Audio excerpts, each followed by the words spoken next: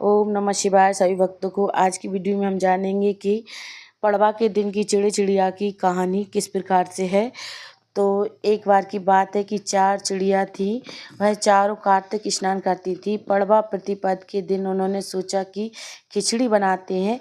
सभी ने मिलकर घी, चावल तथा दाल की जुगाड़ किया और खिचड़ी बनाने सोचा कि पहले नहाकर आते हैं, फिर खिचड़ी खाएंगे। पहले एक चिड़िया नहाकर आई, बाकी नहीं आई।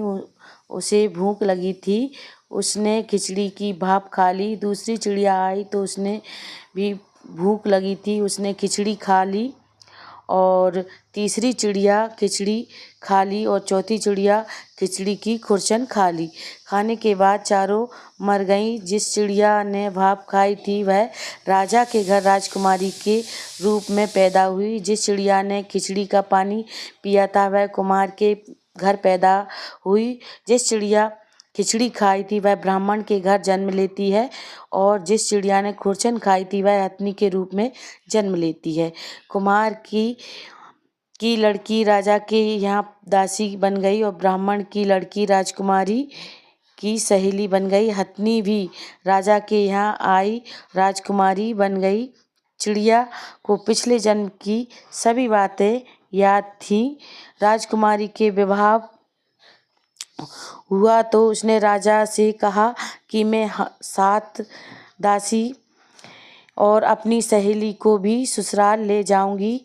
राजा ने कहा ठीक है जाना। राजकुमारी फिर भी नहीं गई। राजा ने पूछा तब उसने कहा कि मेरे साथ इस हथनी को भी भेज दो, लेकिन हथनी जाने को उठी ही नहीं।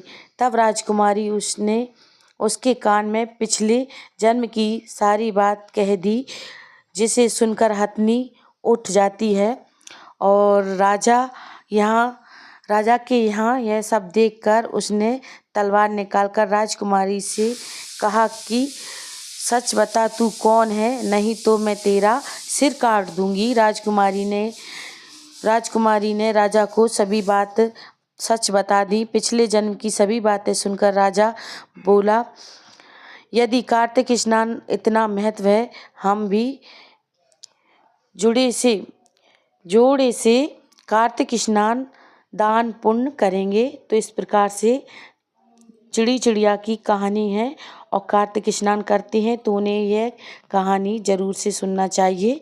तो इस प्रकार से आप सुने कार्तिक स्नान की कहानी चिड़िया की।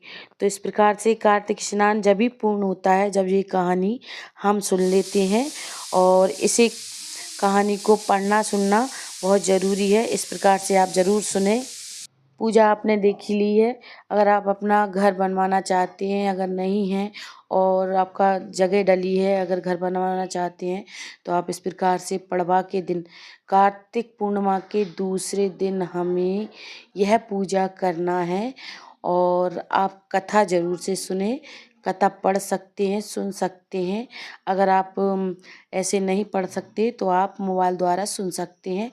तो इस प्रकार से आप पड़वा के दिन हमें पूजा करना है। सुबह के टाइम करें आप पूजा, सुबह कर सकते हैं, शाम कर सकते हैं, जब भी आपके पास टाइम हो, लेकिन पड़वा के दिन हमें ये पूजा ज़रूर करना है।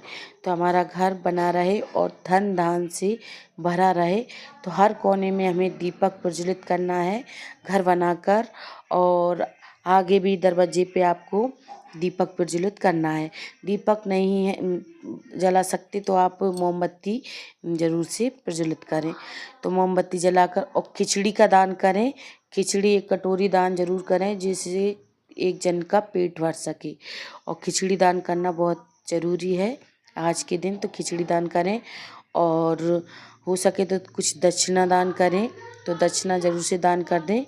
आप इस प्रकार से यह पूजा करें। और खील बतासों का भोग लगाया जाता है। खिचड़ी बनाकर खिचड़ी का भोग लगाया जाता है और कथा सुनी जाती है।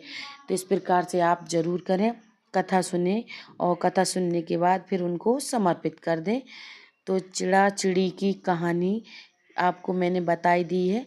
आप उस प्रकार से कहानी ज़रूर से पढ़ें, सुने। तो इस प्रकार से आप करें और फिर अर्घ्य देकर 1 लोटा जल जो बचता है सूर्य भगवान को अर्घ्य दे दें। जय बाबा भोलेनाथ।